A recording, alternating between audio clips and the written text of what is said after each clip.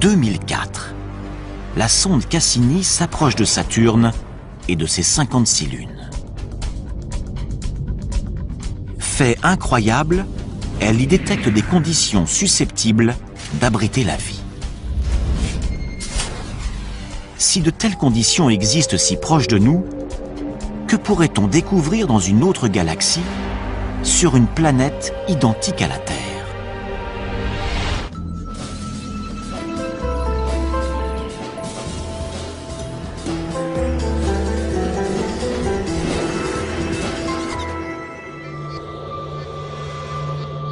Depuis des millénaires, l'homme scrute les cieux en se demandant s'il est seul dans l'univers. Aujourd'hui, nous n'avons jamais été aussi près de pouvoir répondre à cette question. Certains scientifiques sont même convaincus que nous pourrions voir nos premiers cousins extraterrestres dans un avenir très proche.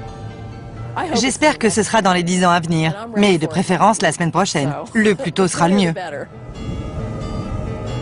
En prime, on pourrait s'apercevoir que ces extraterrestres n'habitent pas de lointaines planètes dans des galaxies inconnues, mais juste à notre porte, au cœur de notre propre système solaire. Les chercheurs sont sur le point d'obtenir des preuves de leur existence dans des milieux particulièrement hostiles.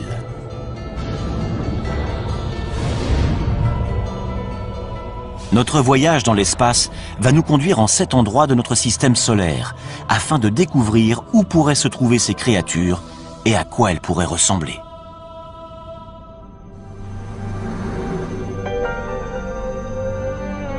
Les planètes de notre système présentent un environnement extrêmement inhospitalier.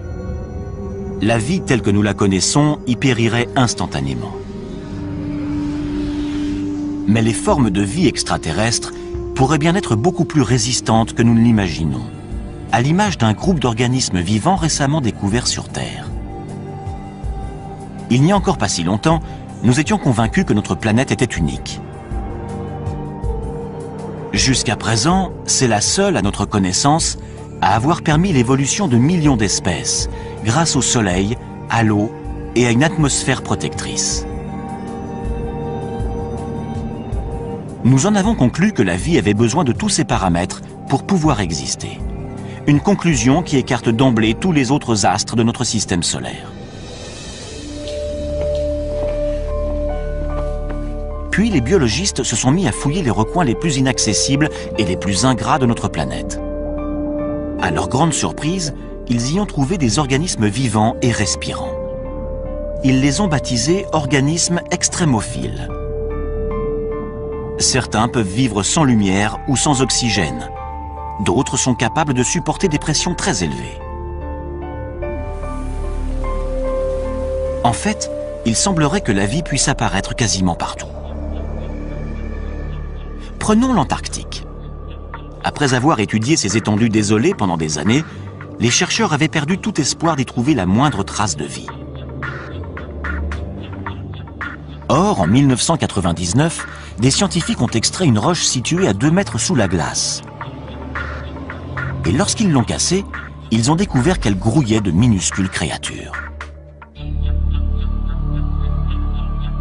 Par moins 56 degrés et à 2 mètres sous la glace, la vie a réussi à s'installer. Les biologistes découvrent de plus en plus de formes de vie. Évidemment, il ne s'agit pas de kangourous, mais d'organismes primaires vivant dans des milieux très froids ou très chauds, ou soumis à des pressions ou à des taux de radiation énormes.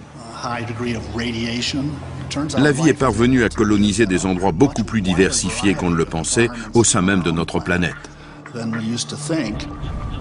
Si la vie est capable de s'imposer dans des conditions particulièrement difficiles sur Terre, pourquoi pas ailleurs dans le système solaire? Voilà qui ouvre de fabuleux horizons. À moins que notre planète ou notre système solaire n'ait quelque chose de miraculeux, la vie doit être extrêmement courante dans l'univers. À certains endroits, il doit sûrement y avoir des formes de vie intelligentes.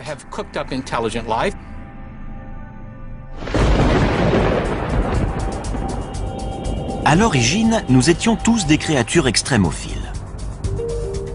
La Terre était alors une planète aussi inhospitalière que les autres. Durant le premier milliard d'années de son existence, elle a été impitoyablement bombardée par des débris cosmiques.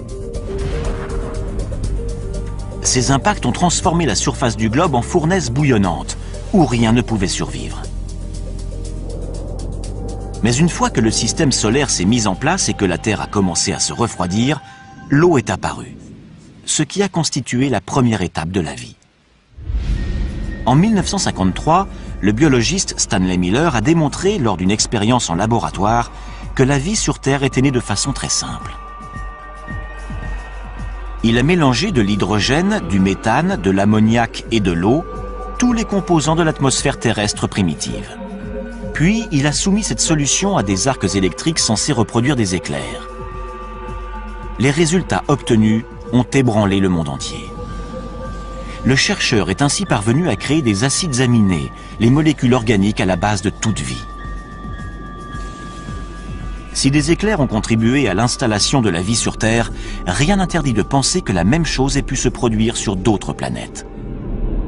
Qui plus est, les ingrédients utilisés par Miller ont été détectés par des sondes spatiales dans tout notre système solaire, y compris le plus indispensable à la vie. L'une des conditions requises pour toute forme de vie sur Terre, c'est de l'eau, sous forme liquide.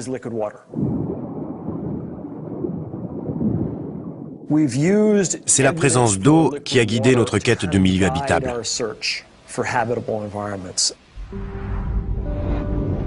Notre voyage va nous conduire sur 7 astres célestes, dont certains contiennent potentiellement de l'eau et donc des créatures extraterrestres. Si la vie y a débuté comme sur Terre, qui sait à quoi ces créatures pourraient ressembler aujourd'hui?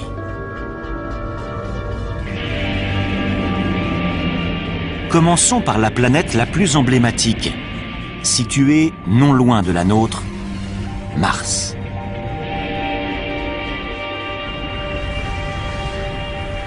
De tous les endroits susceptibles d'abriter de la vie, c'est celui qui a été le plus étudié.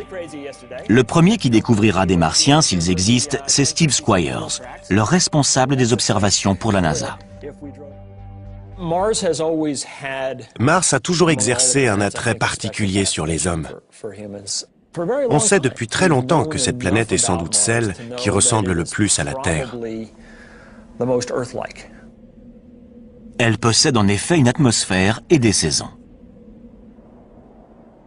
Mais l'homme y périrait rapidement car l'air y est rare. Seulement 1% de ce qu'il représente sur notre planète au niveau de la mer. Mars occupe également une position très défavorable dans le système solaire. Elle se trouve à proximité de la ceinture d'astéroïdes. Et comme son atmosphère est trop mince pour la protéger, elle est constamment bombardée de corps célestes. Les tempêtes et les vents violents qui balayent son sol sablonneux durant des semaines entières créent des tornades qui peuvent atteindre les 8 km de haut. La température de 0 degré à l'équateur en milieu de journée tombe à moins 70 degrés durant la nuit.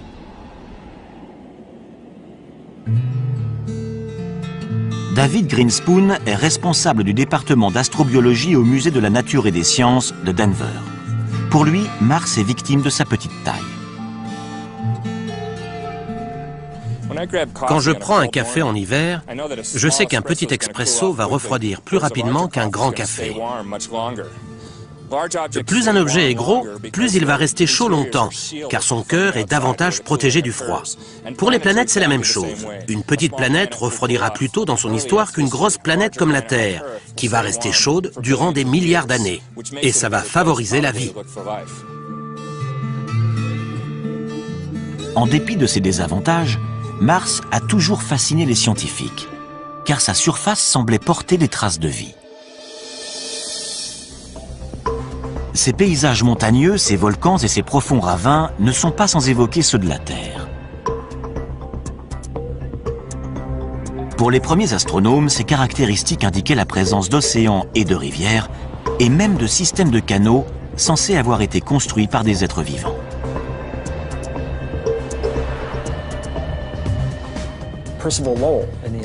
En voyant ça, Percival Lowell, un astronome américain, a pensé que des tracés aussi rectilignes et réguliers étaient forcément le produit d'une forme de vie intelligente. Il avait raison. Le problème, c'est que la vie était du mauvais côté du télescope. À travers la lunette, son œil et son cerveau ont extrapolé des choses qui n'étaient pas là. Lowell n'est pas le seul à avoir été le jouet de son imagination. Lorsque la sonde Viking 1 a envoyé ce cliché, de nombreux scientifiques se sont demandé s'il s'agissait d'un visage humain créé par les Martiens à leur propre image.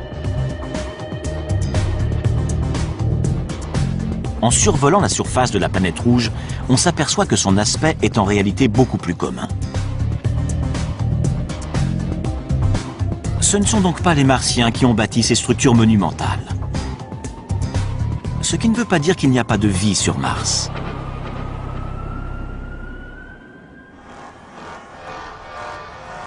Jusqu'à il y a peu, nous ne savions pas où chercher des extraterrestres dans notre système solaire. Pourtant, au cinéma, ils sont toujours parfaitement reconnaissables.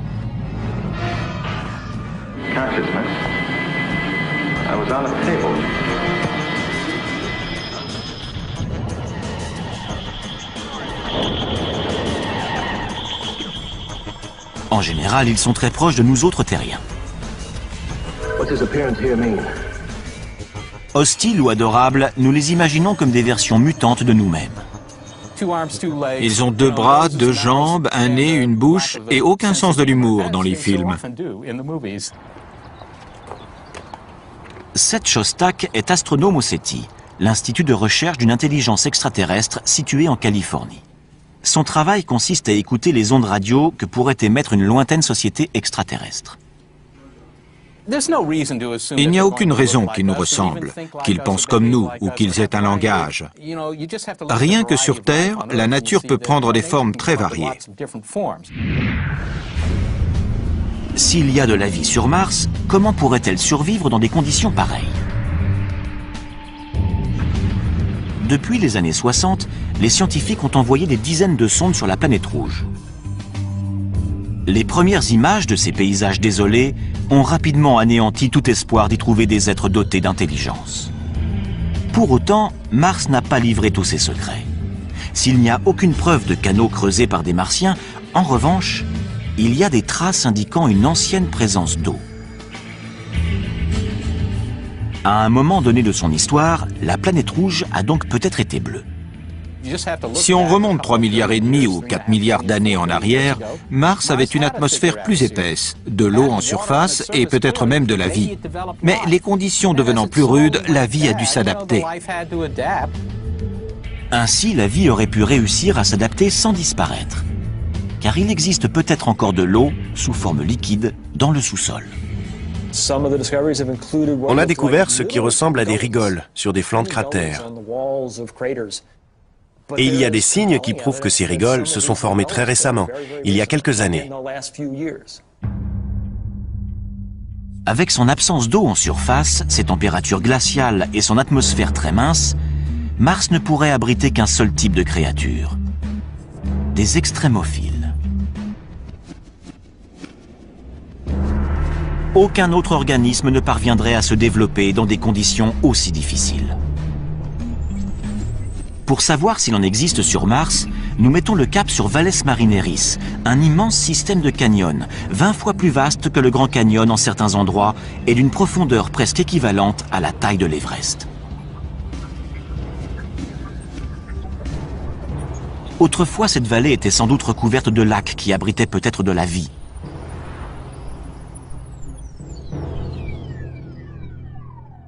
L'eau s'étant évaporée, les organismes vivants auraient pu évoluer pour s'adapter à leurs nouvelles conditions de vie. On ne saura à quoi ressemblent ces créatures extrémophiles qu'une fois qu'on les aura trouvées. Mais elles pourraient être semblables à celles qui existent dans les endroits les plus inhospitaliers de notre planète.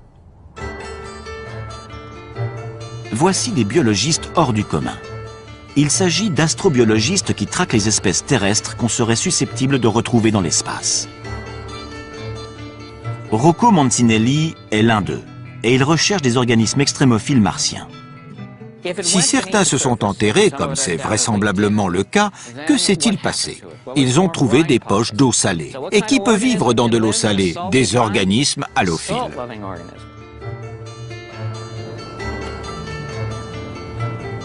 L'astrobiologiste Chris McKay pense savoir quel type de créatures halophiles pourraient survivre sur Mars. Des créatures semblables à celles qu'il a découvertes dans l'un des endroits les plus secs et les plus salés du globe. Ce qui pose problème sur Mars, comme dans la vallée de la mort, c'est la sécheresse. C'est ce à quoi la vie a le plus de mal à s'adapter. Il y a des milliers d'années, un lac salé recouvrait la vallée de la mort, de la même façon que des lacs recouvraient les canyons de Mars. On approche. C'est encore un peu humide. On croirait que cette grande étendue blanche est stérile.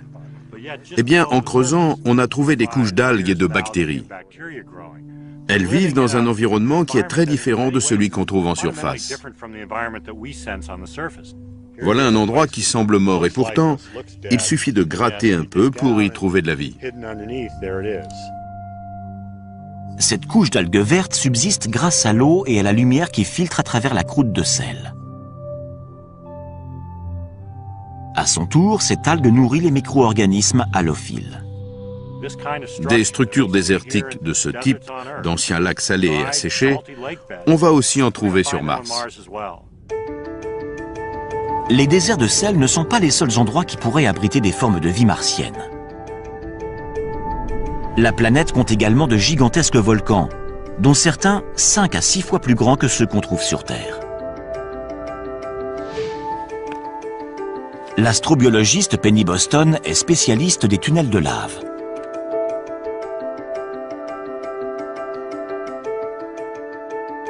Il n'y a pas si longtemps, on pensait que ces grottes étaient totalement stériles car le soleil n'y pénètre jamais, empêchant toute photosynthèse.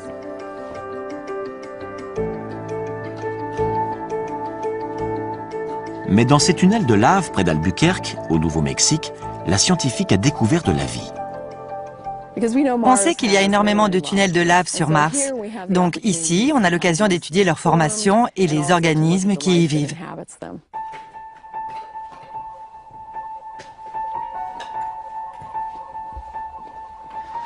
Les créatures extrémophiles qu'elle a découvertes se nourrissent de minéraux présents sur les parois de la grotte.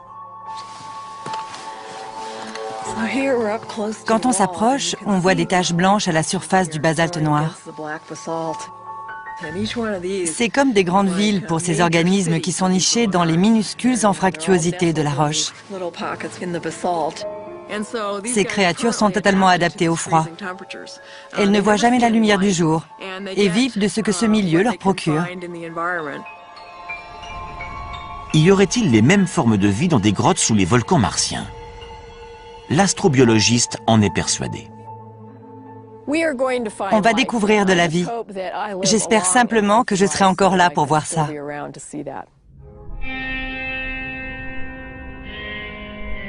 Nous avons peut-être déjà côtoyé des Martiens sans le savoir.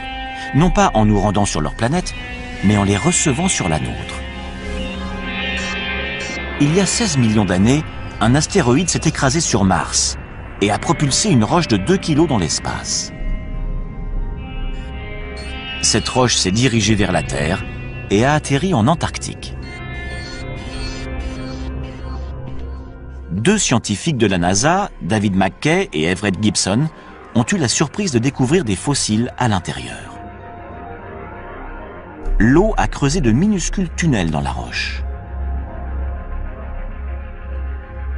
Et dans ces tunnels, les 2 chercheurs ont trouvé ce qu'ils pensent être des traces de vie bactérienne. Ce sont des microbes morts, fossilisés. À certains endroits, on ne voit plus leur forme, simplement l'empreinte qu'ils ont laissée. Des êtres vivants venus de Mars? Peut-être. Notre équipe est convaincue qu'il s'agit d'organismes vivants fossilisés. On ne l'a pas encore établi avec certitude, donc beaucoup de gens sont encore sceptiques, mais on continue à rassembler des preuves. Les résultats sont concluants. Notre but est de démontrer qu'il s'agit bien de fossiles d'êtres vivants. Et les recherches ne font que commencer. En mai 2008, la NASA a envoyé sur Mars une sonde baptisée Phoenix. Elle a recueilli des fragments de glace et transmis des milliers de clichés avant de cesser de fonctionner en novembre 2008. La NASA projette maintenant d'envoyer des scientifiques sur Mars. S'ils ne rencontrent pas les petits hommes verts de nos fantasmes, en revanche, ils pourraient bien rencontrer de la vie. Mais sous quelle forme? Sans doute des créatures souterraines capables de survivre avec très peu d'eau.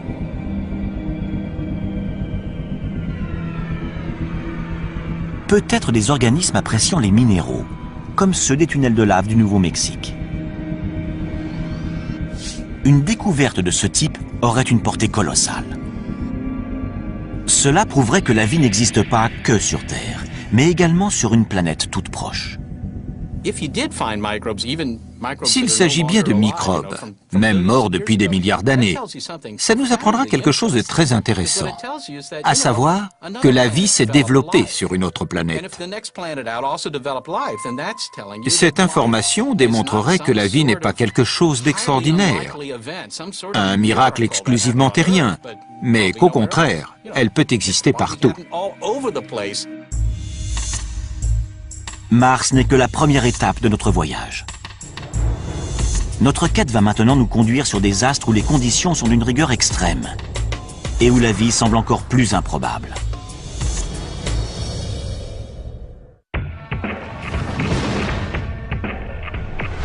Nous mettons le cap sur la ceinture d'astéroïdes située entre Mars et Jupiter.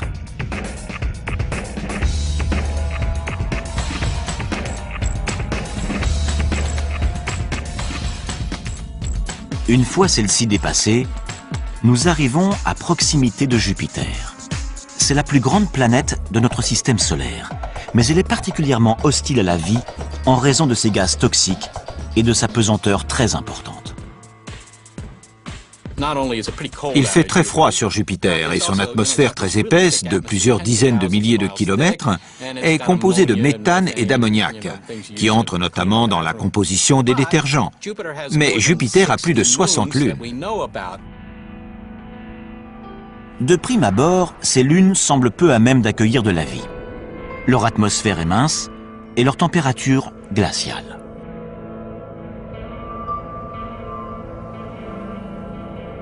Sur Callisto, il fait moins 250 degrés.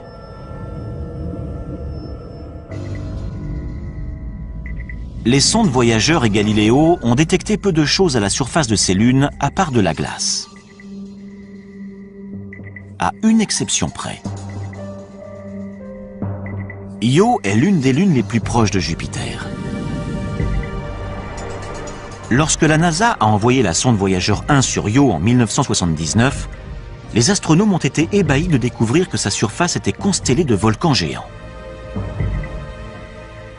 Io est l'astre qui connaît l'activité volcanique la plus intense de tout notre système solaire. Il crache constamment des matériaux. Qu'est-ce qui peut bien faire bouillonner l'intérieur de cette lune? Étrangement, c'est la force gravitationnelle de Jupiter. La planète géante exerce une force d'attraction phénoménale sur ses satellites. Plus ils sont proches, plus la force d'attraction est importante. Cette dernière provoque même des déformations de leur croûte. Certaines de ces lunes ont des orbites elliptiques. À proximité de Jupiter, leur croûte s'étire. Lorsqu'elle s'éloigne, leur croûte reprend sa forme sphérique. C'est ce mouvement constant qui provoque d'importantes frictions internes et génère de la chaleur, à l'image de deux bâtons que l'on frotte pour provoquer des étincelles.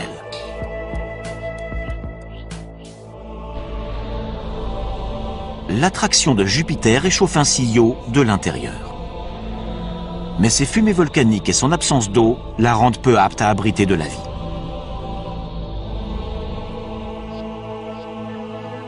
Les autres grandes lunes de Jupiter sont plus éloignées, ce qui leur garantit une surface calme. Mais elles restent suffisamment proches pour être réchauffées de l'intérieur par l'attraction jovienne. 3 d'entre elles sont particulièrement intéressantes. D'abord, Callisto, la plus éloignée de Jupiter. Sa surface ressemble à la surface lunaire, avec ses innombrables cratères dus à des impacts d'astéroïdes.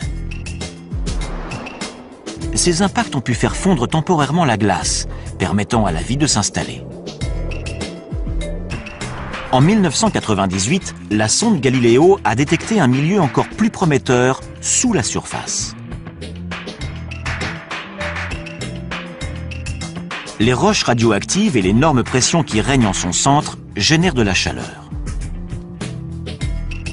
Cette dernière a pu faire fondre la glace de l'intérieur, créant ainsi un océan souterrain. Et qui dit océan souterrain, dit peut-être vie souterraine.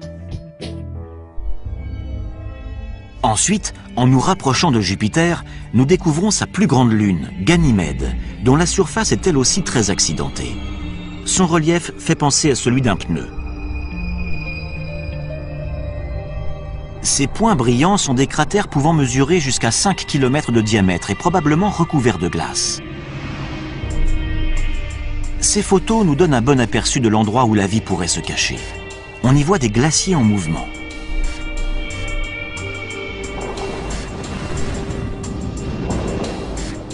Semblables à ceux que l'on trouve sur Terre. Ces glaciers qui avancent sont également le signe d'une chaleur interne. Comme Callisto, Ganymède pourrait posséder un océan enfoui sous 200 km de glace. Enfin, la troisième et la plus fascinante des lunes joviennes.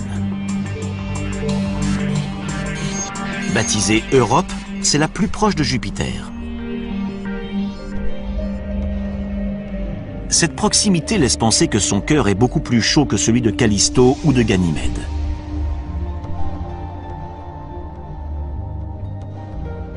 Cependant, sa surface est totalement gelée. Mais entre les deux, il pourrait y avoir une zone tempérée propice à la vie.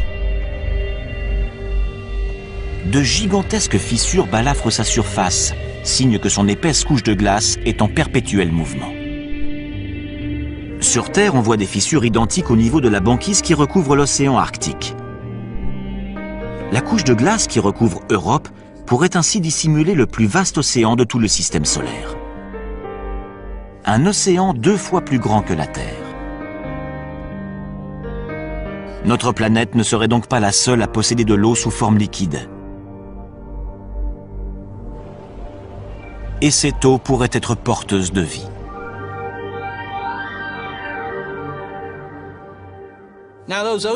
Si ces océans existent, et il y a de fortes chances pour que certains existent effectivement, ils sont là depuis plus de 4 milliards d'années. Depuis tout ce temps, il est très probable que de la vie ait réussi à se créer. L'océan d'Europe est sans doute aussi agréable et aussi propice à la vie que les nôtres.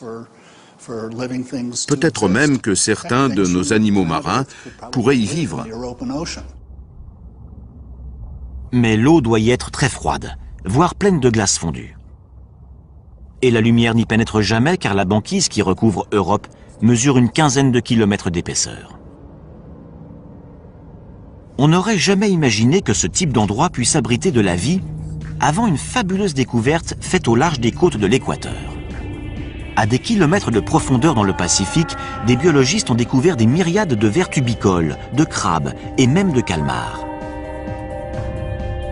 Ces animaux prospèrent en dépit d'une obscurité totale, d'un froid intense et d'une pression colossale. Ils se nourrissent de bactéries qui vivent non pas de la lumière du soleil, mais de composés minéraux dissous s'échappant du sol. On pourrait trouver des sources hydrothermales similaires sur Europe.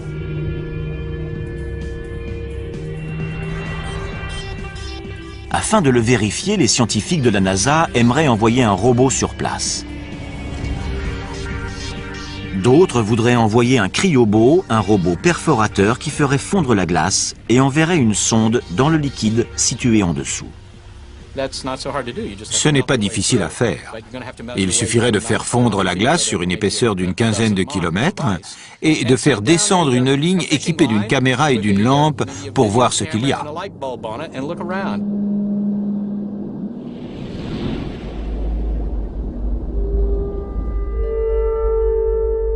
on ne peut pas exclure la possibilité que des formes de vie évoluées s'y soient développées. Peut-être même aussi évoluées que celles qu'on trouve chez nous. Mais il est plus probable qu'on n'y découvrirait que des microbes. De quoi révolutionner cependant notre approche de la naissance et de l'évolution de la vie. Serait-elle également susceptible d'éclore dans des endroits totalement glacials ou au sein de lacs formés non pas d'eau mais de substances chimiques toxiques? Pour le savoir, il nous faut poursuivre notre voyage dans l'espace. Nous sommes maintenant à des milliards de kilomètres du Soleil, à des milliards de kilomètres de sa chaleur et de sa lumière. Nous dépassons Jupiter pour arriver à la deuxième plus grande planète du système solaire, Saturne. En arrivant à proximité de ces anneaux, nous apercevons les tourbillons de gaz qui saturent son atmosphère.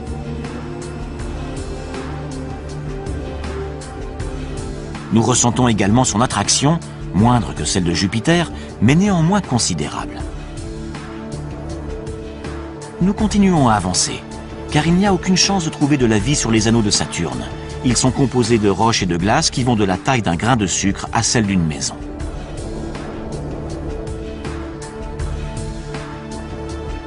Mais Saturne possède plusieurs lunes. Jusqu'à présent, nous en avons compté 56. Nous nous dirigeons vers l'une d'elles. Il s'agit d'un petit satellite de 500 km de diamètre baptisé Enceladus.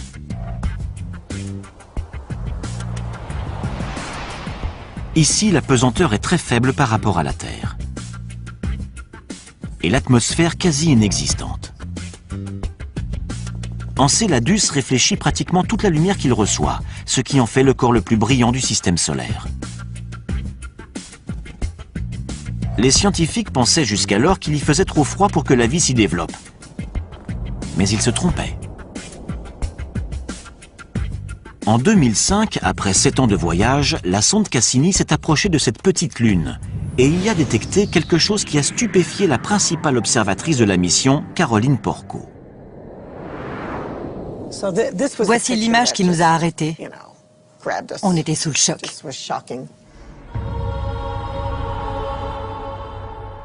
Il s'agit de panaches de vapeur d'eau en provenance d'un geyser.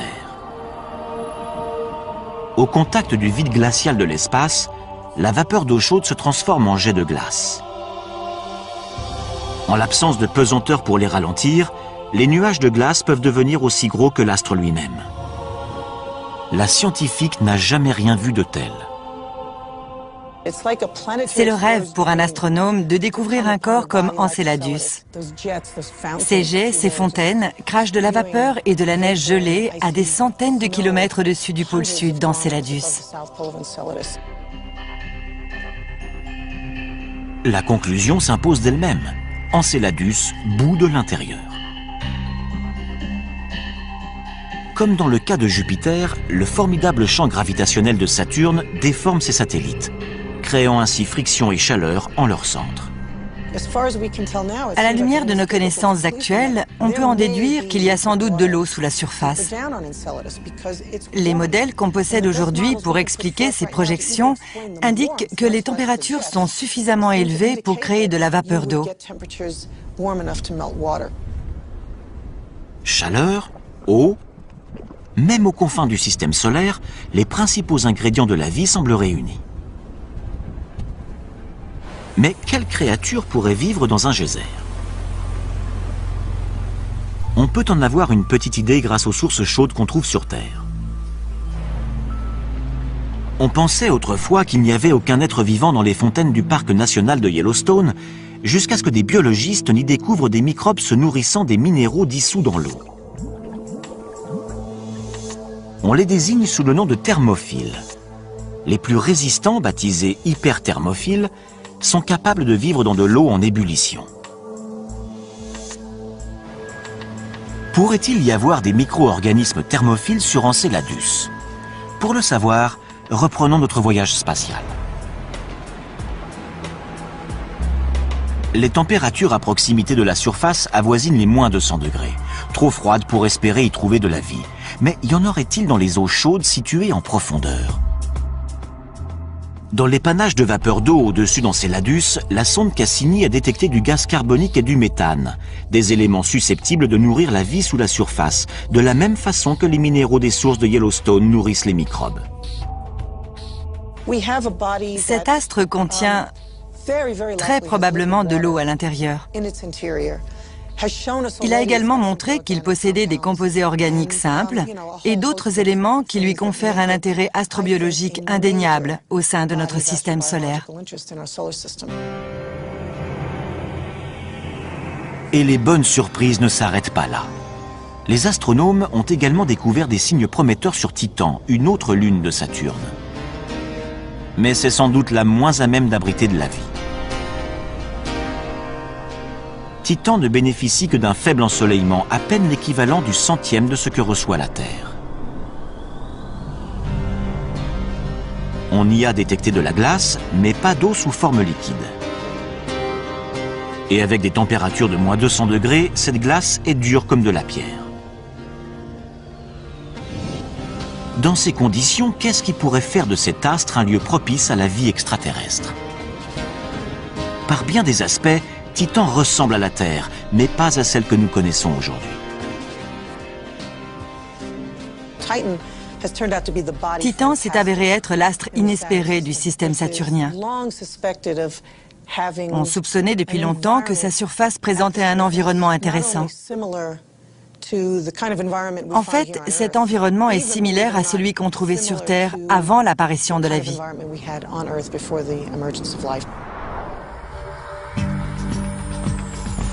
Titan a tellement intrigué les membres de l'équipe de Caroline Porco que la sonde Cassini y a largué un module en 2005. C'est la mission de terrain la plus lointaine jamais effectuée. Mais le module n'a détecté que des crêtes et des plaines. Par la suite, un survol de la sonde Cassini a révélé la présence d'un littoral. Puis, ce sont des centaines de lacs qui sont apparus, dont un, plus étendu que les grands lacs nord-américains.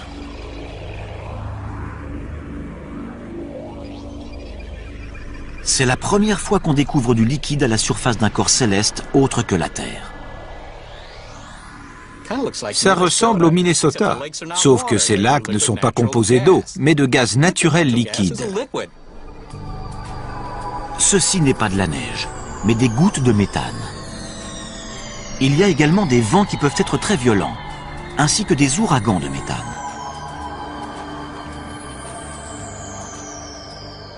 Le méthane se comporte de la même façon que l'eau. Il tombe sous forme de pluie, il s'évapore, il coule en rivière. C'est la même chose sur Terre, sauf que sur Titan, c'est du méthane. Les paysages de Titan ressemblent à ça. Imaginez un ciel orange à cause des particules organiques. Imaginez que tout ce blanc, c'est de la glace très dure en raison du froid qui règne sur Titan, et que cette eau, c'est du méthane liquide. Des conditions similaires existaient sur notre planète il y a 4 milliards d'années. C'est pourquoi les scientifiques pensent que Titan pourrait abriter de la vie. Les réactions chimiques se produisent même à très basse température. Ça prend beaucoup plus de temps, mais Titan a eu 4 milliards d'années pour arriver à créer quelque chose. Ce quelque chose a dû se créer sans eau sous forme liquide, ce qui ne s'est encore jamais vu. Mais les scientifiques n'excluent pas cette hypothèse pour autant. Le méthane, si abondant sur Titan, a pu se substituer à l'eau. Utilisé comme combustible sur Terre, il a longtemps été considéré comme mortel pour toute forme de vie. Jusqu'à ce qu'en 1997, des chercheurs n'examinent des dépôts d'hydrate de méthane dans les eaux du golfe du Mexique. Ils ont été stupéfaits d'y découvrir des colonies de vers de 2,5 cm de long, semblables à des mille-pattes. Ils pensent que ces vers se nourrissent de bactéries mangeuses de méthane. En général, les choses qu'on pense être mortelles sont potentiellement porteuses de vie. Souvent, l'évolution parvient à trouver des solutions pour utiliser cette énergie plutôt que d'être détruite par elle. Mais il reste un obstacle majeur à la vie à la surface de Titan. La faiblesse de son champ magnétique. Les êtres vivants seraient alors exposés aux radiations cosmiques. Mais ceci ne serait pas un problème pour des organismes extrémophiles, identiques à ceux que des biologistes ont découverts vivants autour du réacteur contaminé de Tchernobyl. Certains baignaient même dans des rejets radioactifs toxiques et se nourrissaient de molécules en décomposition.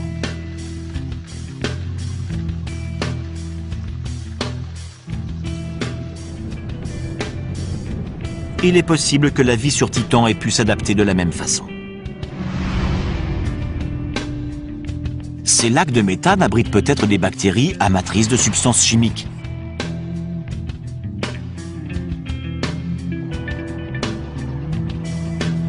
Dans ces couches de glace, on pourrait également découvrir des microbes résistants aux radiations, similaires à ceux de Tchernobyl.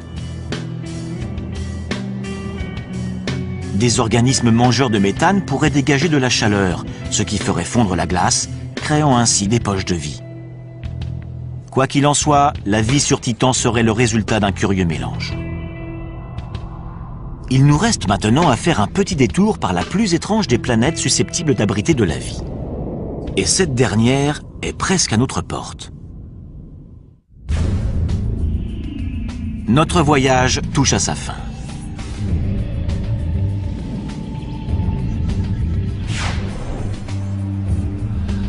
Après nous être rendus au cœur de déserts glacés, d'océans souterrains et de lacs de méthane, nous revenons en direction de la Terre pour faire une halte sur l'astre le plus extrême de tous, Vénus, la planète du système solaire la plus proche de nous. Si la vie parvenait à s'installer ici, elle pourrait exister quasiment partout. Pour atteindre la surface de Vénus, nous devons traverser une couche de nuages jaunes et denses de 65 km d'épaisseur, composée notamment d'acide sulfurique. Ici, la pression atmosphérique est 90 fois plus forte que sur Terre, trop forte pour que l'homme puisse la supporter. Au sol, on trouve des volcans et des flots de lave à perte de vue qui représentent 85% de la surface de la planète. Au vu de ces paysages, on a du mal à croire que Vénus ait pu autrefois abriter de vastes océans. Il y a eu un effet de serre galopant. Avec la chaleur, les océans ont commencé à s'évaporer. Ça a rejeté de la vapeur d'eau dans l'air, ce qui a encore amplifié l'effet de serre et créé un cercle vicieux. Les océans ont disparu et tout le CO2 s'est retrouvé dans l'atmosphère, ce qui fait qu'on a aujourd'hui une planète très chaude avec un énorme effet de serre. Avec des températures avoisinant les 460 degrés, Vénus est plus chaude que Mercure, la planète la plus proche du Soleil. Sa surface est on ne peut plus hostile à la vie. La vie telle qu'on la connaît ne pourrait pas survivre sur Vénus. Les molécules organiques seraient déchiquetées par les gaz brûlants. Mais ce n'est pas sa surface qui nous intéresse, c'est son atmosphère. En 1982, la sonde spatiale soviétique Venera 14 a survolé Vénus. Dans des nuages situés à 50 km d'altitude, elle a mesuré des températures beaucoup plus clémentes qu'au sol. Elle y a également détecté des molécules d'eau.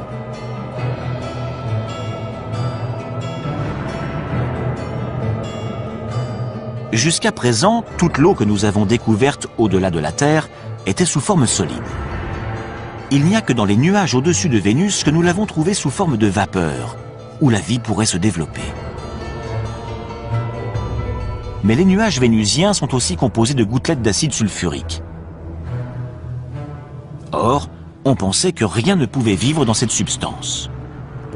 Jusqu'à ce que des scientifiques n'analysent les eaux hyperacides s'échappant d'une mine californienne.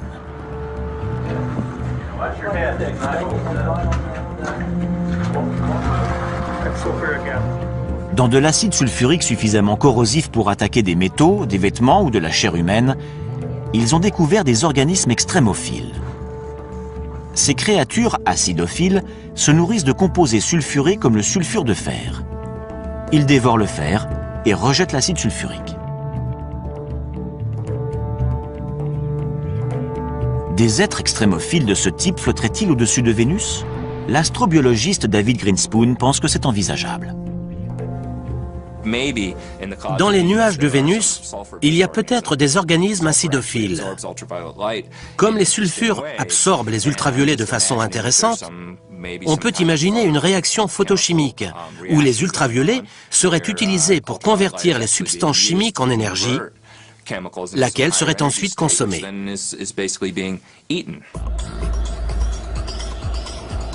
À quoi pourraient bien ressembler ces organismes extraterrestres s'ils existent? Il faudrait qu'ils supportent une chaleur et une pression atmosphérique énormes. Ils devraient aussi s'accommoder de concentrations acides phénoménales. Ce pourrait être une version plus résistante des créatures extrémophiles découvertes dans cette mine de Californie. On n'arrête pas de découvrir de la vie dans des endroits qu'on pensait inhabités. Donc, quand on entend « c'est impossible qu'il y ait de la vie dans les nuages vénusiens », il faut être très méfiant parce que ça traduit simplement notre ignorance ou notre manque d'inventivité. Or, la nature est beaucoup plus inventive que nous et semble toujours trouver des solutions à ces problèmes. Fort de tout ce que nous avons découvert, nous revenons vers notre planète bleue, tempérée et luxuriante.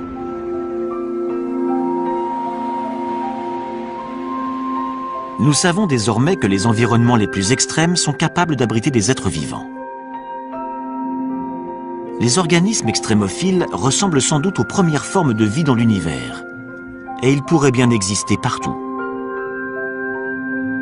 Ces formes de vie très simples auraient-elles pu donner naissance à des êtres intelligents quelque part dans le cosmos? Depuis plus de 40 ans, les scientifiques de l'Institut SETI scrutent les cieux pour tenter de répondre à cette question.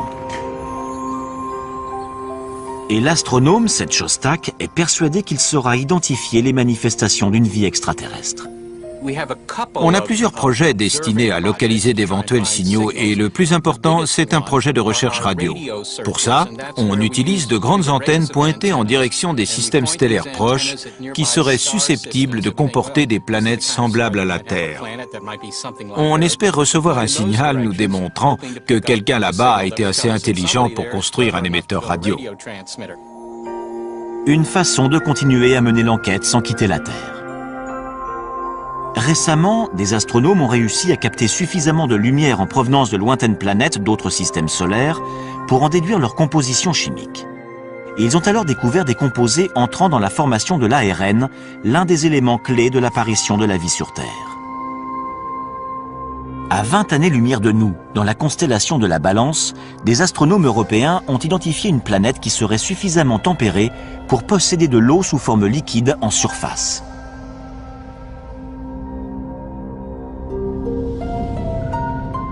Dans les années 70, 4 sondes ont été envoyées dans l'espace.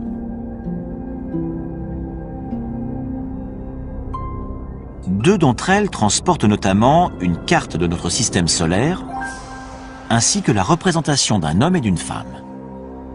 Les deux autres contiennent un échantillon d'uranium, dont la vitesse de désintégration permettra leur datation, ainsi que divers enregistrements dont une composition de Bach.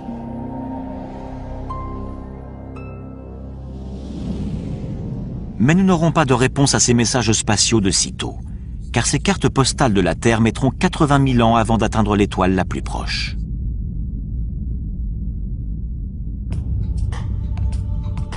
Notre quête de vie extraterrestre ne fait donc que commencer. Il y a des milliards de planètes à explorer, et chacune d'elles est potentiellement porteuse de vie, voire de formes de vie intelligentes.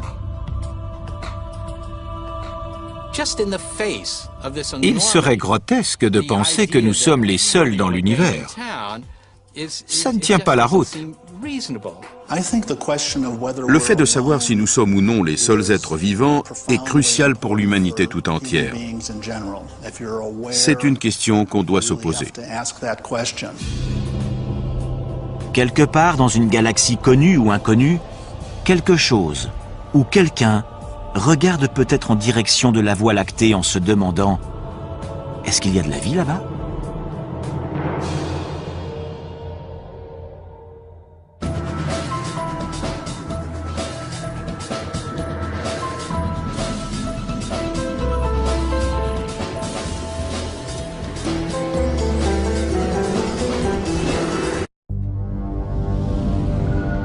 2004. La sonde Cassini s'approche de Saturne et de ses 56 lunes. Fait incroyable, elle y détecte des conditions susceptibles d'abriter la vie. Si de telles conditions existent si proches de nous, que pourrait-on découvrir dans une autre galaxie, sur une planète identique à la Terre ?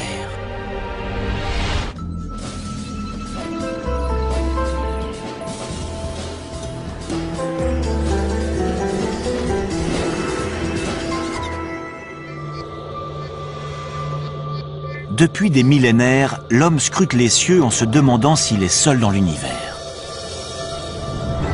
Aujourd'hui, nous n'avons jamais été aussi près de pouvoir répondre à cette question. Certains scientifiques sont même convaincus que nous pourrions voir nos premiers cousins extraterrestres dans un avenir très proche.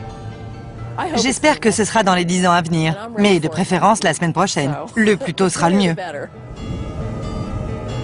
En prime, on pourrait s'apercevoir que ces extraterrestres n'habitent pas de lointaines planètes dans des galaxies inconnues, mais juste à notre porte, au cœur de notre propre système solaire. Les chercheurs sont sur le point d'obtenir des preuves de leur existence dans des milieux particulièrement hostiles.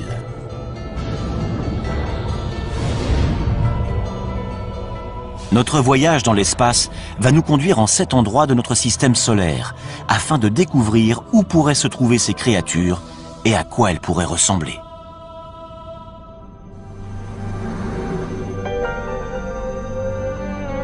Les planètes de notre système présentent un environnement extrêmement inhospitalier. La vie telle que nous la connaissons y périrait instantanément. Mais les formes de vie extraterrestres pourraient bien être beaucoup plus résistantes que nous ne l'imaginons, à l'image d'un groupe d'organismes vivants récemment découverts sur Terre. Il n'y a encore pas si longtemps, nous étions convaincus que notre planète était unique. Jusqu'à présent, c'est la seule, à notre connaissance, à avoir permis l'évolution de millions d'espèces, grâce au Soleil, à l'eau et à une atmosphère protectrice. Nous en avons conclu que la vie avait besoin de tous ces paramètres pour pouvoir exister. Une conclusion qui écarte d'emblée tous les autres astres de notre système solaire. Puis les biologistes se sont mis à fouiller les recoins les plus inaccessibles et les plus ingrats de notre planète. À leur grande surprise, ils y ont trouvé des organismes vivants et respirants. Ils les ont baptisés organismes extrémophiles. Certains peuvent vivre sans lumière ou sans oxygène. D'autres sont capables de supporter des pressions très élevées. En fait, il semblerait que la vie puisse apparaître quasiment partout. Prenons l'Antarctique. Après avoir étudié ces étendues désolées pendant des années, les chercheurs avaient perdu tout espoir d'y trouver la moindre trace de vie. Or, en 1999, des scientifiques ont extrait une roche située à 2 mètres sous la glace. Et lorsqu'ils l'ont cassée, ils ont découvert qu'elle grouillait de minuscules créatures. Par moins 56 degrés et à 2 mètres sous la glace, la vie a réussi à s'installer. Les biologistes découvrent de plus en plus de formes de vie. Évidemment, il ne s'agit pas de kangourous, mais d'organismes primaires vivant dans des milieux très froids ou très chauds, ou soumis à des pressions ou à des taux de radiation énormes. La vie est parvenue à coloniser des endroits beaucoup plus diversifiés qu'on ne le pensait au sein même de notre planète. Si la vie est capable de s'imposer dans des conditions particulièrement difficiles sur Terre, pourquoi pas ailleurs dans le système solaire? Voilà qui ouvre de fabuleux horizons. À moins que notre planète ou notre système solaire n'ait quelque chose de miraculeux, la vie doit être extrêmement courante dans l'univers. À certains endroits, il doit sûrement y avoir des formes de vie intelligentes.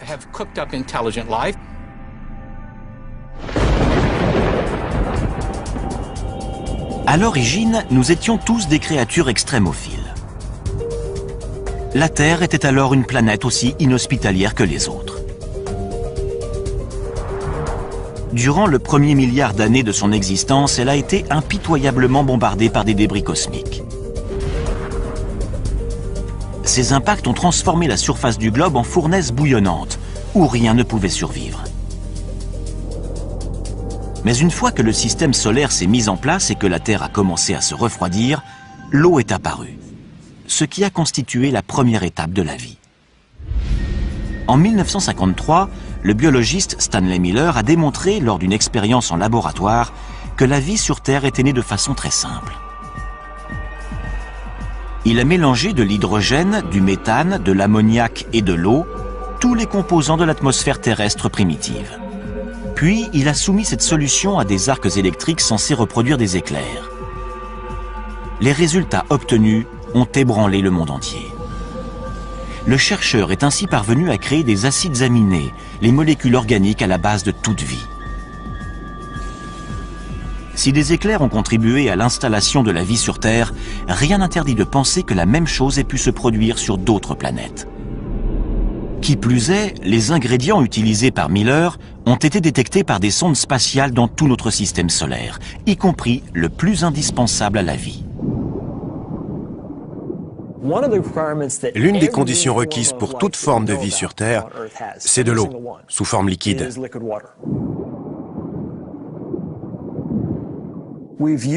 C'est la présence d'eau qui a guidé notre quête de milieux habitables.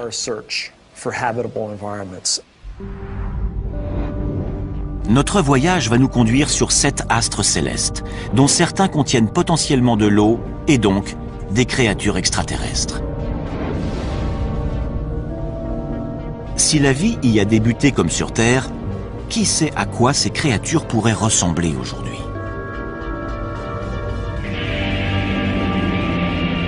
Commençons par la planète la plus emblématique, située non loin de la nôtre, Mars.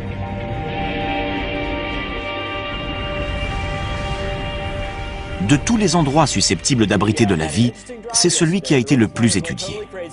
Le premier qui découvrira des Martiens, s'ils existent, c'est Steve Squyres, le responsable des observations pour la NASA. Mars a toujours exercé un attrait particulier sur les hommes. On sait depuis très longtemps que cette planète est sans doute celle qui ressemble le plus à la Terre.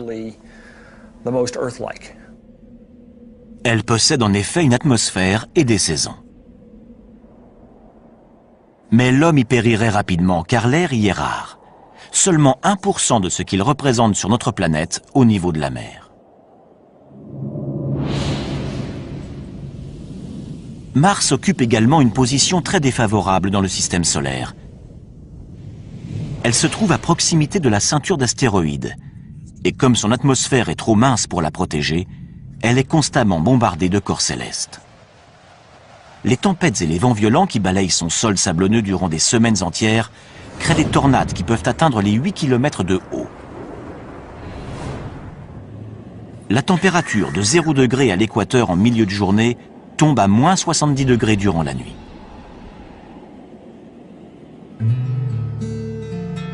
David Greenspoon est responsable du département d'astrobiologie au Musée de la Nature et des Sciences de Denver. Pour lui, Mars est victime de sa petite taille. Quand je prends un café en hiver, je sais qu'un petit expresso va refroidir plus rapidement qu'un grand café. Plus un objet est gros, plus il va rester chaud longtemps, car son cœur est davantage protégé du froid. Pour les planètes, c'est la même chose. Une petite planète refroidira plus tôt dans son histoire qu'une grosse planète comme la Terre, qui va rester chaude durant des milliards d'années. Et ça va favoriser la vie. En dépit de ses désavantages, Mars a toujours fasciné les scientifiques, car sa surface semblait porter des traces de vie. Ses paysages montagneux, ses volcans et ses profonds ravins ne sont pas sans évoquer ceux de la Terre. Pour les premiers astronomes, ces caractéristiques indiquaient la présence d'océans et de rivières, et même de systèmes de canaux censés avoir été construits par des êtres vivants.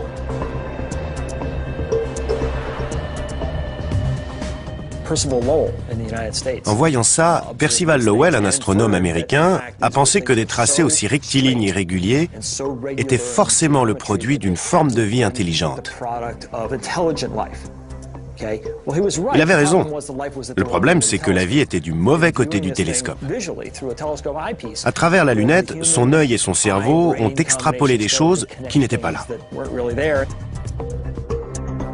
Lowell n'est pas le seul à avoir été le jouet de son imagination. Lorsque la sonde Viking 1 a envoyé ce cliché, de nombreux scientifiques se sont demandé s'il s'agissait d'un visage humain créé par les Martiens à leur propre image. En survolant la surface de la planète rouge, on s'aperçoit que son aspect est en réalité beaucoup plus commun. Ce ne sont donc pas les Martiens qui ont bâti ces structures monumentales. Ce qui ne veut pas dire qu'il n'y a pas de vie sur Mars.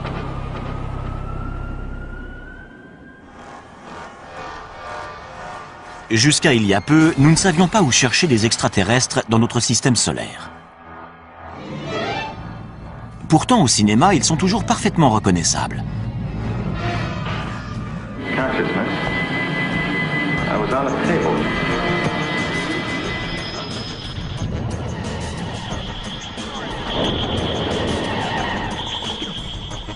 En général, ils sont très proches de nous autres terriens. Hostiles ou adorables, nous les imaginons comme des versions mutantes de nous-mêmes.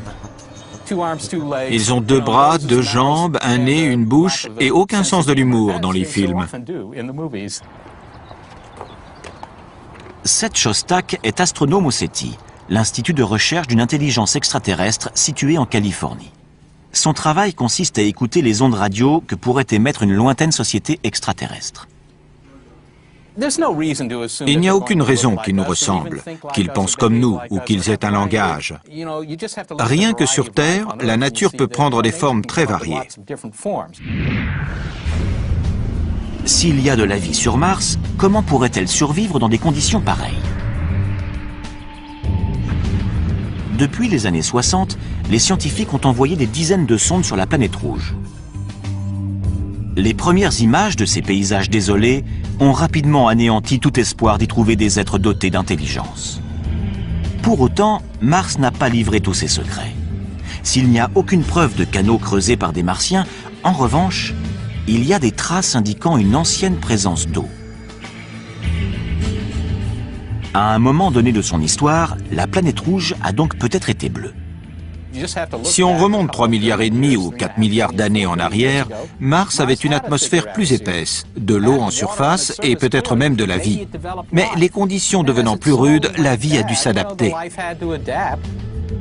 Ainsi, la vie aurait pu réussir à s'adapter sans disparaître. Car il existe peut-être encore de l'eau, sous forme liquide, dans le sous-sol. On a découvert ce qui ressemble à des rigoles sur des flancs de cratères. Et il y a des signes qui prouvent que ces rigoles se sont formées très récemment, il y a quelques années. Avec son absence d'eau en surface, ses températures glaciales et son atmosphère très mince, Mars ne pourrait abriter qu'un seul type de créature. Des extrémophiles. Aucun autre organisme ne parviendrait à se développer dans des conditions aussi difficiles.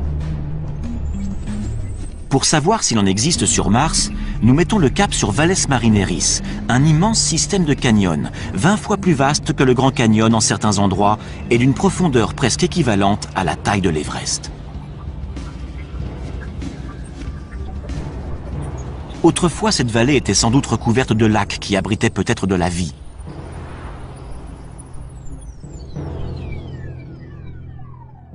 L'eau s'étant évaporée, les organismes vivants auraient pu évoluer pour s'adapter à leurs nouvelles conditions de vie. On ne saura à quoi ressemblent ces créatures extrémophiles qu'une fois qu'on les aura trouvées. Mais elles pourraient être semblables à celles qui existent dans les endroits les plus inhospitaliers de notre planète. Voici des biologistes hors du commun. Il s'agit d'astrobiologistes qui traquent les espèces terrestres qu'on serait susceptible de retrouver dans l'espace. Rocco Mancinelli est l'un d'eux, et il recherche des organismes extrémophiles martiens. Si certains se sont enterrés, comme c'est vraisemblablement le cas, que s'est-il passé? Ils ont trouvé des poches d'eau salée. Et qui peut vivre dans de l'eau salée? Des organismes halophiles.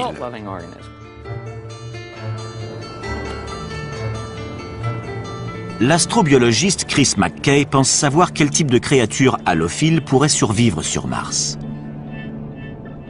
Des créatures semblables à celles qu'il a découvertes dans l'un des endroits les plus secs et les plus salés du globe. Ce qui pose problème sur Mars, comme dans la vallée de la mort, c'est la sécheresse. C'est ce à quoi la vie a le plus de mal à s'adapter.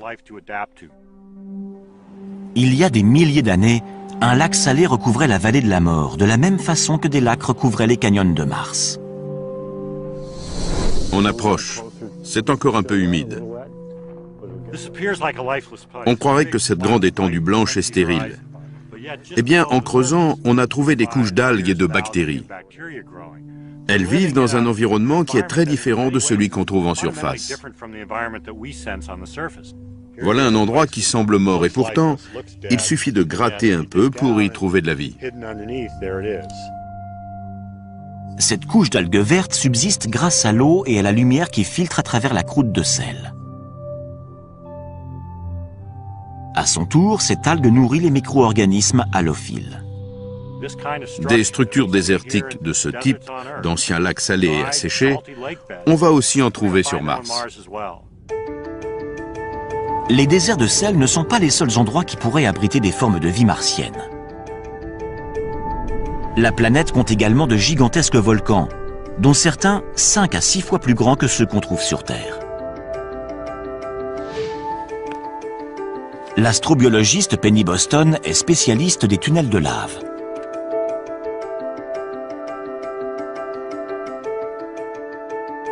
Il n'y a pas si longtemps, on pensait que ces grottes étaient totalement stériles car le soleil n'y pénètre jamais, empêchant toute photosynthèse.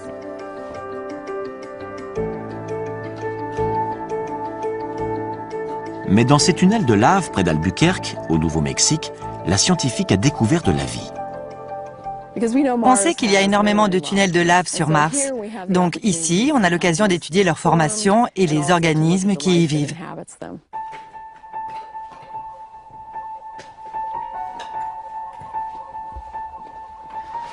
Les créatures extrémophiles qu'elle a découvertes se nourrissent de minéraux présents sur les parois de la grotte. Quand on s'approche, on voit des taches blanches à la surface du basalte noir. C'est comme des grandes villes pour ces organismes qui sont nichés dans les minuscules anfractuosités de la roche. Ces créatures sont totalement adaptées au froid. Elles ne voient jamais la lumière du jour et vivent de ce que ce milieu leur procure. Y aurait-il les mêmes formes de vie dans des grottes sous les volcans martiens? L'astrobiologiste en est persuadé. On va découvrir de la vie. J'espère simplement que je serai encore là pour voir ça.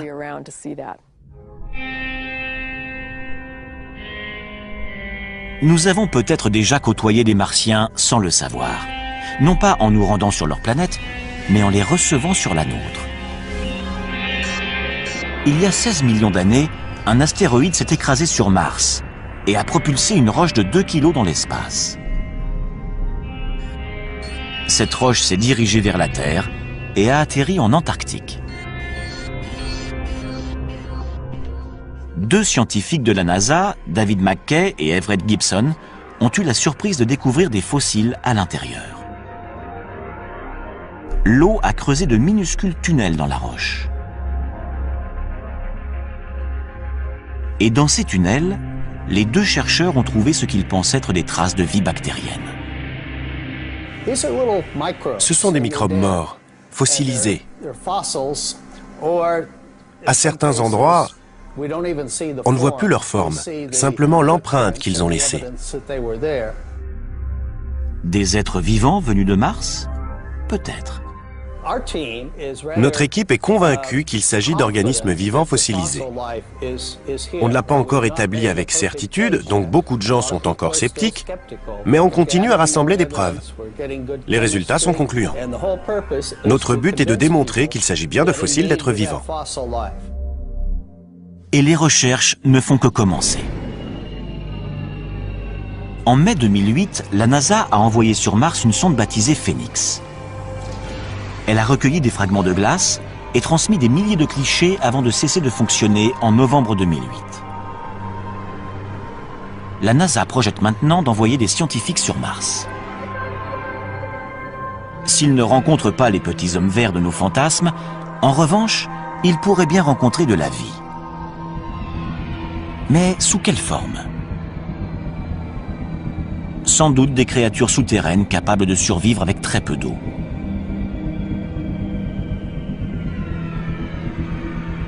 Peut-être des organismes appréciant les minéraux, comme ceux des tunnels de lave du Nouveau-Mexique. Une découverte de ce type aurait une portée colossale. Cela prouverait que la vie n'existe pas que sur Terre, mais également sur une planète toute proche. S'il s'agit bien de microbes, même morts depuis des milliards d'années, ça nous apprendra quelque chose de très intéressant, à savoir que la vie s'est développée sur une autre planète. Cette information démontrerait que la vie n'est pas quelque chose d'extraordinaire, un miracle exclusivement terrien, mais qu'au contraire, elle peut exister partout. Mars n'est que la première étape de notre voyage. Notre quête va maintenant nous conduire sur des astres où les conditions sont d'une rigueur extrême et où la vie semble encore plus improbable.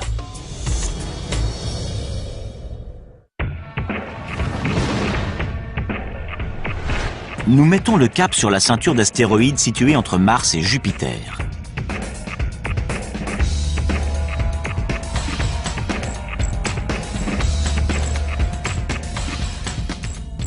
Une fois celle-ci dépassée, nous arrivons à proximité de Jupiter.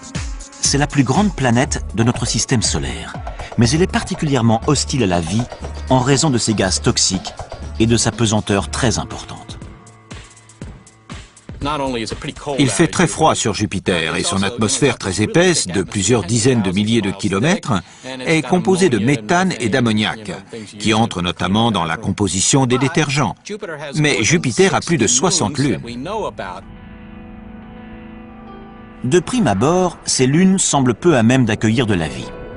Leur atmosphère est mince et leur température glaciale.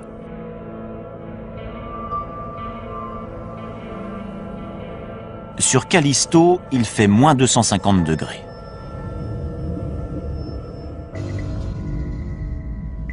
Les sondes Voyageur et Galileo ont détecté peu de choses à la surface de ces lunes, à part de la glace. À une exception près. Io est l'une des lunes les plus proches de Jupiter. Lorsque la NASA a envoyé la sonde Voyageur 1 sur Io en 1979, les astronomes ont été ébahis de découvrir que sa surface était constellée de volcans géants. Io est l'astre qui connaît l'activité volcanique la plus intense de tout notre système solaire. Il crache constamment des matériaux. Qu'est-ce qui peut bien faire bouillonner l'intérieur de cette lune? Étrangement, c'est la force gravitationnelle de Jupiter. La planète géante exerce une force d'attraction phénoménale sur ses satellites. Plus ils sont proches, plus la force d'attraction est importante. Cette dernière provoque même des déformations de leur croûte. Certaines de ces lunes ont des orbites elliptiques. À proximité de Jupiter, leur croûte s'étire. Lorsqu'elle s'éloigne, leur croûte reprend sa forme sphérique. C'est ce mouvement constant qui provoque d'importantes frictions internes et génère de la chaleur, à l'image de deux bâtons que l'on frotte pour provoquer des étincelles.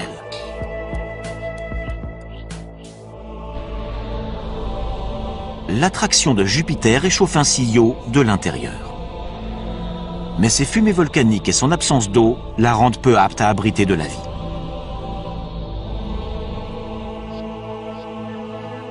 Les autres grandes lunes de Jupiter sont plus éloignées, ce qui leur garantit une surface calme.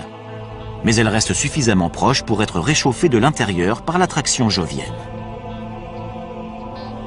3 d'entre elles sont particulièrement intéressantes. D'abord, Callisto, la plus éloignée de Jupiter. Sa surface ressemble à la surface lunaire, avec ses innombrables cratères dus à des impacts d'astéroïdes. Ces impacts ont pu faire fondre temporairement la glace, permettant à la vie de s'installer. En 1998, la sonde Galileo a détecté un milieu encore plus prometteur sous la surface. Les roches radioactives et l'énorme pression qui règne en son centre génèrent de la chaleur. Cette dernière a pu faire fondre la glace de l'intérieur, créant ainsi un océan souterrain. Et qui dit océan souterrain, dit peut-être vie souterraine. Ensuite, en nous rapprochant de Jupiter, nous découvrons sa plus grande lune, Ganymède, dont la surface est elle aussi très accidentée.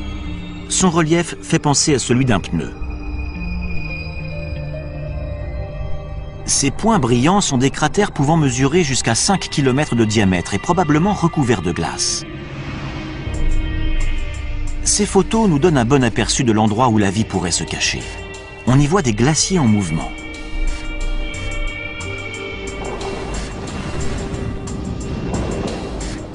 Semblables à ceux que l'on trouve sur Terre. Ces glaciers qui avancent sont également le signe d'une chaleur interne. Comme Callisto, Ganymède pourrait posséder un océan enfoui sous 200 km de glace. Enfin, la troisième et la plus fascinante des lunes joviennes. Baptisée Europe, c'est la plus proche de Jupiter. Cette proximité laisse penser que son cœur est beaucoup plus chaud que celui de Callisto ou de Ganymède.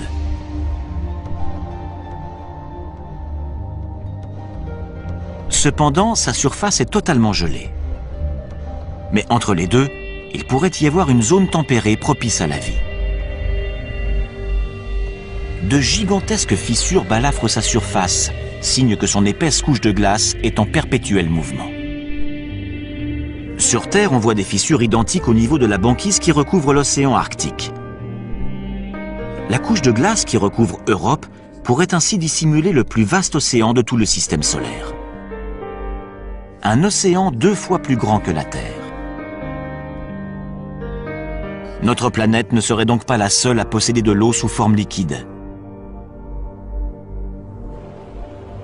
Et cette eau pourrait être porteuse de vie.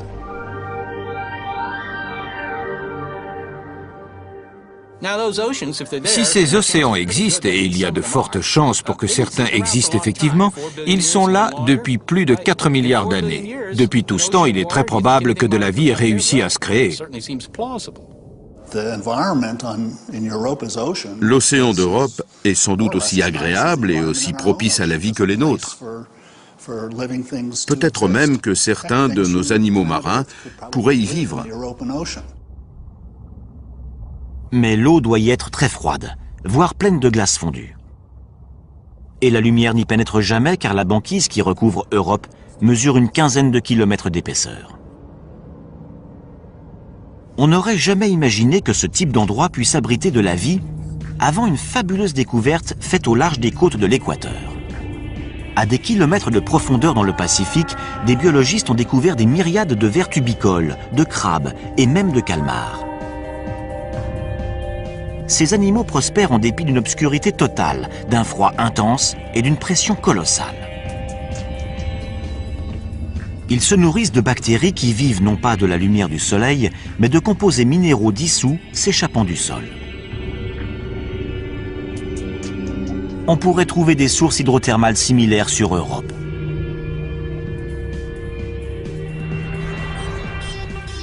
Afin de le vérifier, les scientifiques de la NASA aimeraient envoyer un robot sur place.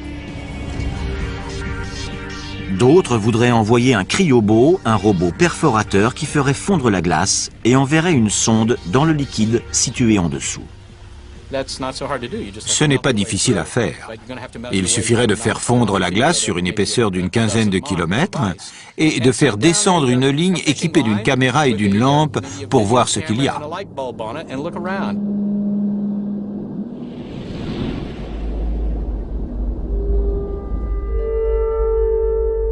on ne peut pas exclure la possibilité que des formes de vie évoluées s'y soient développées. Peut-être même aussi évoluées que celles qu'on trouve chez nous. Mais il est plus probable qu'on n'y découvrirait que des microbes. De quoi révolutionner cependant notre approche de la naissance et de l'évolution de la vie. Serait-elle également susceptible d'éclore dans des endroits totalement glacials ou au sein de lacs formés non pas d'eau mais de substances chimiques toxiques? Pour le savoir, il nous faut poursuivre notre voyage dans l'espace. Nous sommes maintenant à des milliards de kilomètres du Soleil, à des milliards de kilomètres de sa chaleur et de sa lumière. Nous dépassons Jupiter pour arriver à la deuxième plus grande planète du système solaire, Saturne. En arrivant à proximité de ces anneaux, nous apercevons les tourbillons de gaz qui saturent son atmosphère.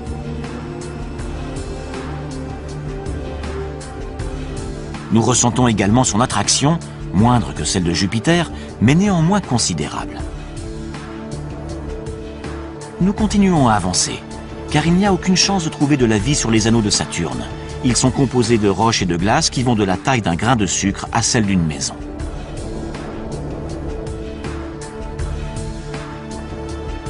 Mais Saturne possède plusieurs lunes. Jusqu'à présent, nous en avons compté 56. Nous nous dirigeons vers l'une d'elles. Il s'agit d'un petit satellite de 500 km de diamètre baptisé Enceladus.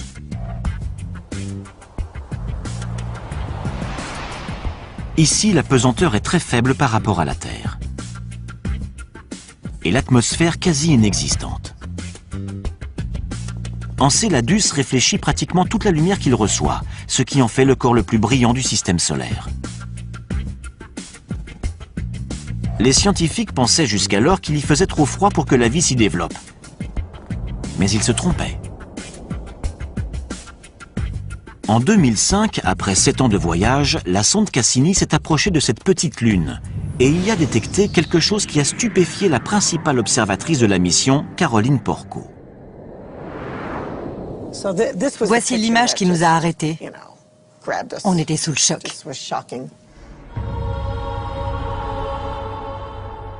Il s'agit de panaches de vapeur d'eau en provenance d'un geyser. Au contact du vide glacial de l'espace, la vapeur d'eau chaude se transforme en jet de glace. En l'absence de pesanteur pour les ralentir, les nuages de glace peuvent devenir aussi gros que l'astre lui-même. La scientifique n'a jamais rien vu de tel. C'est le rêve pour un astronome de découvrir un corps comme Enceladus. Ces jets, ces fontaines, crachent de la vapeur et de la neige gelée à des centaines de kilomètres au-dessus du pôle sud d'Enceladus. La conclusion s'impose d'elle-même. Enceladus bout de l'intérieur. Comme dans le cas de Jupiter, le formidable champ gravitationnel de Saturne déforme ses satellites, créant ainsi friction et chaleur en leur centre. À la lumière de nos connaissances actuelles, on peut en déduire qu'il y a sans doute de l'eau sous la surface. Les modèles qu'on possède aujourd'hui pour expliquer ces projections indiquent que les températures sont suffisamment élevées pour créer de la vapeur d'eau. Chaleur, eau, même aux confins du système solaire, les principaux ingrédients de la vie semblent réunis. Mais quelle créature pourrait vivre dans un geyser? On peut en avoir une petite idée grâce aux sources chaudes qu'on trouve sur Terre. On pensait autrefois qu'il n'y avait aucun être vivant dans les fontaines du parc national de Yellowstone, jusqu'à ce que des biologistes n'y découvrent des microbes se nourrissant des minéraux dissous dans l'eau. On les désigne sous le nom de thermophiles. Les plus résistants, baptisés hyperthermophiles, sont capables de vivre dans de l'eau en ébullition. Pourrait-il y avoir des micro-organismes thermophiles sur Enceladus? Pour le savoir, reprenons notre voyage spatial. Les températures à proximité de la surface avoisinent les moins de 100 degrés, trop froides pour espérer y trouver de la vie. Mais y en aurait-il dans les eaux chaudes situées en profondeur? 2004. La sonde Cassini s'approche de Saturne et de ses 56 lunes. Fait incroyable, elle y détecte des conditions susceptibles d'abriter la vie. Si de telles conditions existent si proches de nous, que pourrait-on découvrir dans une autre galaxie, sur une planète identique à la Terre?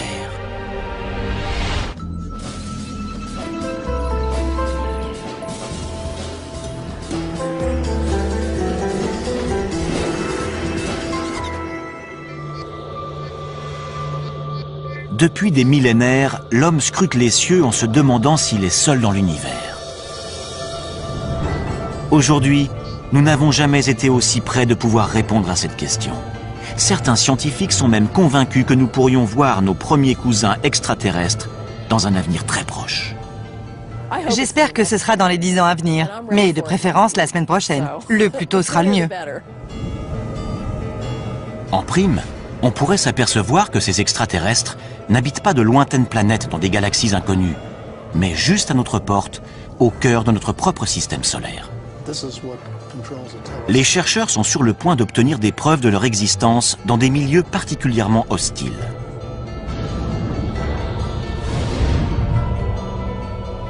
Notre voyage dans l'espace va nous conduire en 7 endroits de notre système solaire, afin de découvrir où pourraient se trouver ces créatures et à quoi elles pourraient ressembler.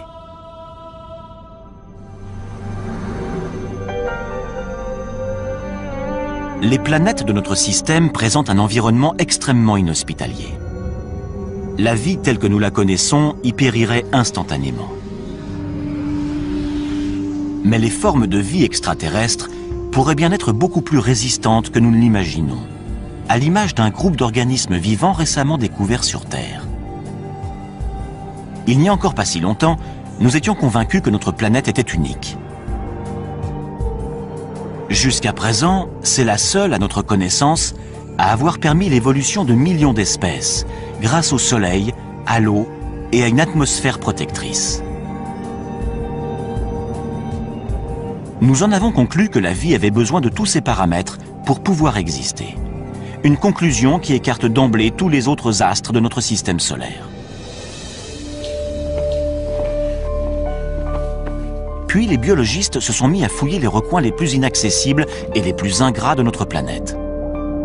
À leur grande surprise, ils y ont trouvé des organismes vivants et respirants.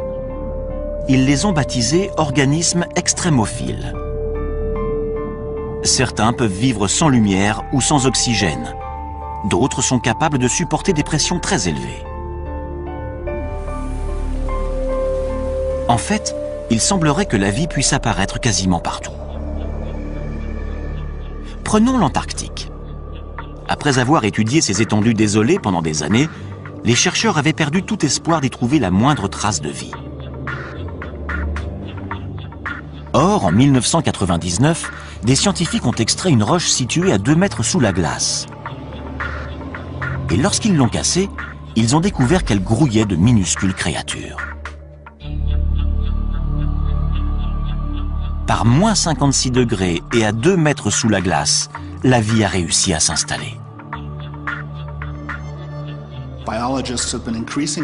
Les biologistes découvrent de plus en plus de formes de vie. Évidemment, il ne s'agit pas de kangourous, mais d'organismes primaires vivant dans des milieux très froids ou très chauds, ou soumis à des pressions ou à des taux de radiation énormes. La vie est parvenue à coloniser des endroits beaucoup plus diversifiés qu'on ne le pensait au sein même de notre planète. Si la vie est capable de s'imposer dans des conditions particulièrement difficiles sur Terre, pourquoi pas ailleurs dans le système solaire? Voilà qui ouvre de fabuleux horizons. À moins que notre planète ou notre système solaire n'ait quelque chose de miraculeux, la vie doit être extrêmement courante dans l'univers. À certains endroits, il doit sûrement y avoir des formes de vie intelligentes.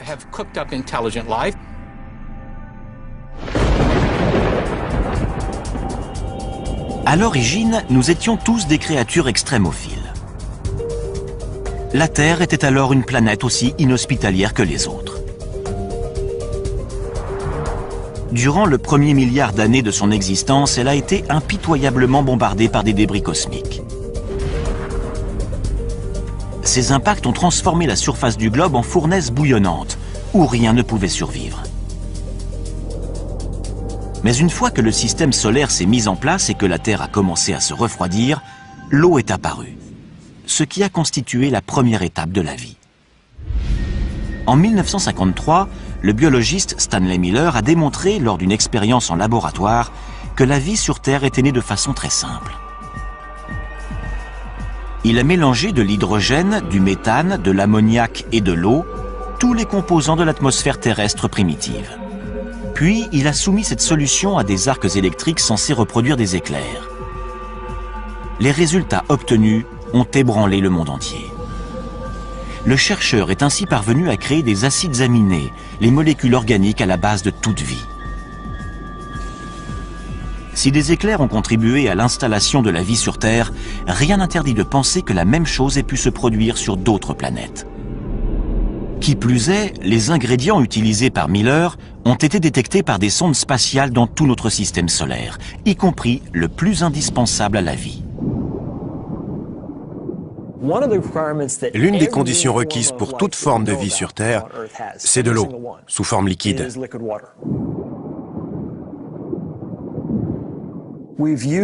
C'est la présence d'eau qui a guidé notre quête de milieux habitables.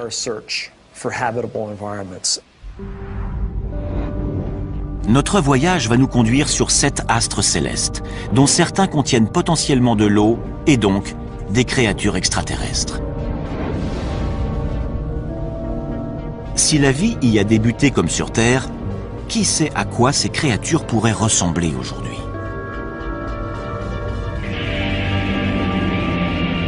Commençons par la planète la plus emblématique, située non loin de la nôtre, Mars.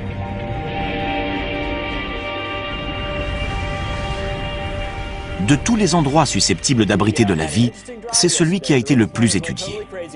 Le premier qui découvrira des Martiens, s'ils existent, c'est Steve Squyres, le responsable des observations pour la NASA. Mars a toujours exercé un attrait particulier sur les hommes. On sait depuis très longtemps que cette planète est sans doute celle qui ressemble le plus à la Terre. Elle possède en effet une atmosphère et des saisons. Mais l'homme y périrait rapidement, car l'air y est rare. Seulement 1% de ce qu'il représente sur notre planète au niveau de la mer. Mars occupe également une position très défavorable dans le système solaire. Elle se trouve à proximité de la ceinture d'astéroïdes. Et comme son atmosphère est trop mince pour la protéger, elle est constamment bombardée de corps célestes. Les tempêtes et les vents violents qui balayent son sol sablonneux durant des semaines entières créent des tornades qui peuvent atteindre les 8 km de haut. La température de 0 degré à l'équateur en milieu de journée tombe à moins 70 degrés durant la nuit.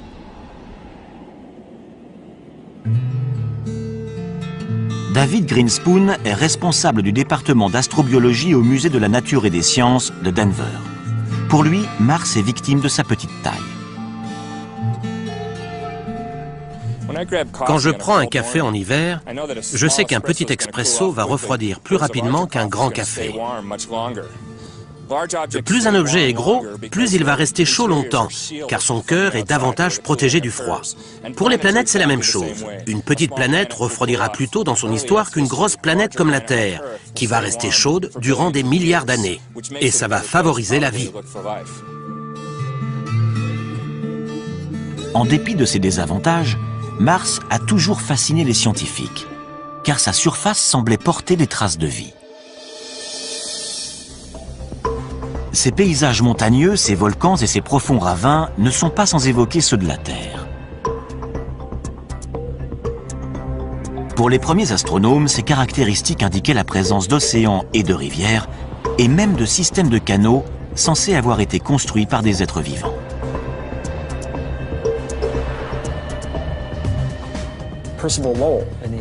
En voyant ça, Percival Lowell, un astronome américain, a pensé que des tracés aussi rectilignes et réguliers étaient forcément le produit d'une forme de vie intelligente. Il avait raison. Le problème, c'est que la vie était du mauvais côté du télescope. À travers la lunette, son œil et son cerveau ont extrapolé des choses qui n'étaient pas là. Lowell n'est pas le seul à avoir été le jouet de son imagination. Lorsque la sonde Viking 1 a envoyé ce cliché, de nombreux scientifiques se sont demandé s'il s'agissait d'un visage humain créé par les Martiens à leur propre image.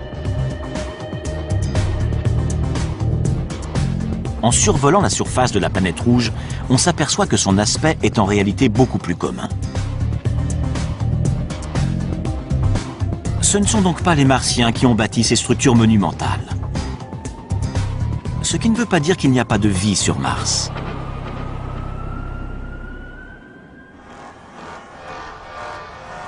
Jusqu'à il y a peu, nous ne savions pas où chercher des extraterrestres dans notre système solaire.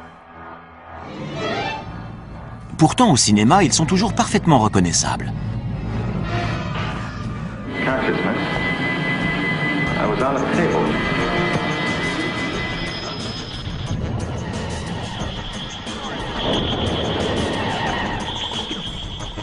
En général, ils sont très proches de nous autres terriens. Hostiles ou adorables, nous les imaginons comme des versions mutantes de nous-mêmes. Ils ont 2 bras, 2 jambes, un nez, une bouche et aucun sens de l'humour dans les films. Seth Shostak est astronome au SETI, l'institut de recherche d'une intelligence extraterrestre situé en Californie. Son travail consiste à écouter les ondes radio que pourrait émettre une lointaine société extraterrestre.